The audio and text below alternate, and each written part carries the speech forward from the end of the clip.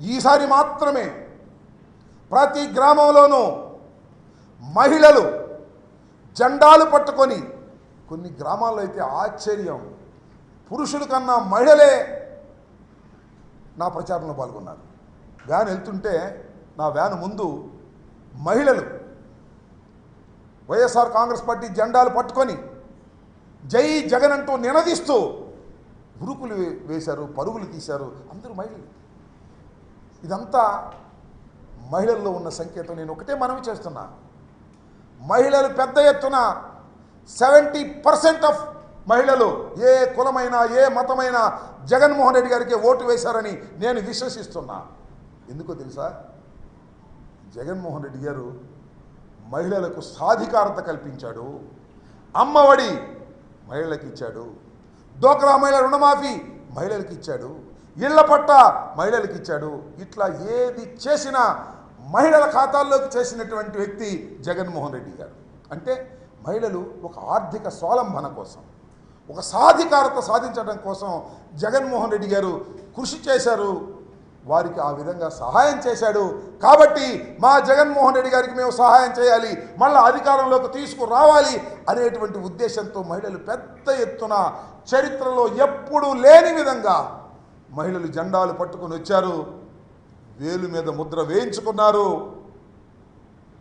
Vote fan గుర్తుకు వేసి వెళ్ళారు అని నేను పూర్తిగా విశ్వసిస్తున్నా.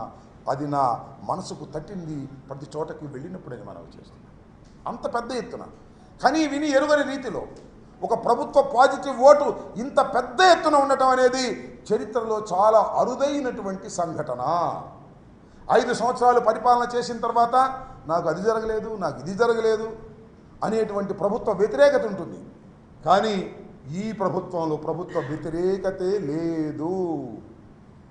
మొత్తం ప్రభుత్వం యొక్క సానుకూలత, మళ్ళా ఈ ప్రభుత్వాన్ని నిలబెట్టుకోవాలి, మళ్ళా జగన్మోహన్ రెడ్డి గారిని రెండవసారి ముఖ్యమంత్రిగా చేయాలి అనేటువంటి తాపత్రయం మాత్రమే ఓటర్లో నాకు కనిపించిందని కూడా ఈ సందర్భంగా మనవి చేస్తున్నాను. అంత పెద్ద ఎత్తున ఓటర్లు పాల్గొన్నందుకు వారందరికీ నా హృదయపూర్వకమైనటువంటి ధన్యవాదాలు వైఎస్ఆర్ కాంగ్రెస్ పార్టీ తరఫున నేను తెలియపరుస్తున్నానని కూడా ఈ సందర్భంగా చెప్తున్నా. చాలా పెద్ద ఎత్తున పాల్గొన్నటువంటి ప్రజలు చాలా సంతోషంగా పాల్గొన్నటువంటి సందర్భాలు నాకు ఒక్కొక్కరుగా కనిపించాయి. మరొక విషయాన్ని కూడా చెప్తే, చాలామంది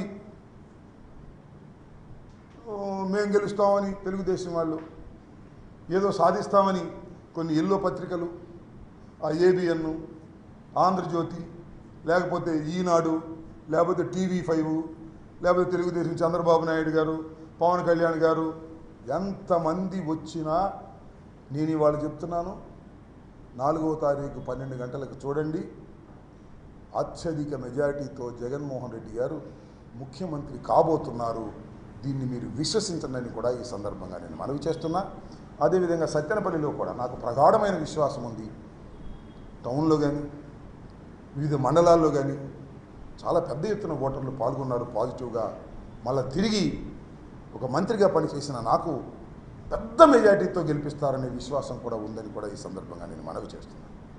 పోతే ఇక్కడ కొన్ని అంశాలను, కొన్ని బాధాకరమైనటువంటి అంశాలను ప్రస్తావన చేయవలసినటువంటి అవసరం ఉన్నది. అదేమిటంటే, చాలా పెద్ద ఎత్తున హింస ప్రజ్వరిల్లింది.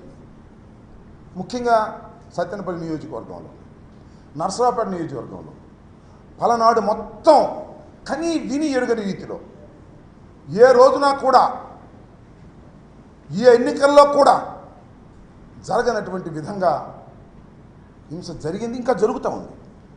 ఇంకా కొన్ని గ్రామాల నుంచి ఫోన్లు వస్తున్నాయి, మా మీద దాడులు చేస్తున్నారు అని. ఎస్సీల మీద, ఎస్టీల మీద, బీసీల మీద, మైనారిటీల మీద దాడులు చేసే పరిస్థితి కనిపిస్తూ ఉన్నది. చాలా దురదృష్టకరమని మనం చేస్తున్నాం.